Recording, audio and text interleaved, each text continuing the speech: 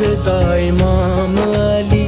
بسم اللہ الرحمن الرحیم۔ السلام علیکم پیارے دوستو، ویڈیو میں آگے بڑھنے سے پہلے سبھی دوستوں سے گزارش ہے کہ ایک مرتبہ نبی کریم صلی اللہ علیہ وسلم کی بارگاہ میں درود و سلام کا نذرانہ پیش کر دیں۔ صلی اللہ علی حبیبہ محمد و آلہ و بارک وسلم۔ محترم ناظرین، حضرت علی شیر خدا فرماتے ہیں، تنہائیوں میں اللہ تعالیٰ کی مخالفت کرنے سے ڈرو، کیونکہ جو گواہ ہے وہی حاکم ہے۔ بہت سے لوگ کھلے عام گناہوں سے گھبراتے ہیں، مگر تنہائیوں میں گناہ سے انہیں وہ خوف نہیں ہوتا۔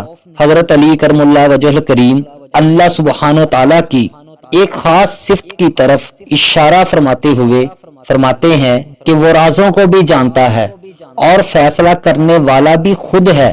تو جیسے کھلے عام گناہوں سے گھبراتے ہو، تنہائیوں میں بھی اسی طرح گناہوں سے دور رہو۔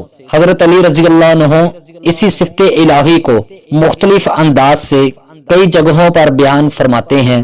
آپ اپنے خطبہ میں ارشاد فرماتے ہیں، وہ بیابانوں میں چوپایوں کے نالے سنتا ہے، تنہائیوں میں بندوں کے گناہوں سے آگاہ ہے، گہرے سمندروں میں مچھلیوں کی حرکات اور تند ہواؤں کے ٹکراؤ سے پانی کے تھپڑوں کو جانتا ہے۔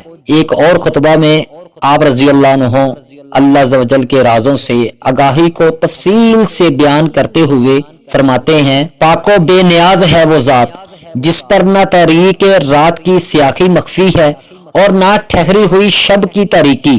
وہ ہر قطرہ کے گرنے کی جگہ کو بھی جانتا ہے اور ٹھہرنے کی جگہ کو بھی، ہر چونٹی کے چلنے کی جگہ سے بھی باخبر ہے، اور رینگ کر پہنچنے کے مقام سے بھی وہ یہ بھی جانتا ہے کہ مچھر کے لیے کتنی غذا کافی ہے، اور یہ بھی جانتا ہے کہ مادہ اپنے پیٹ میں کیا لیے ہوئے ہے۔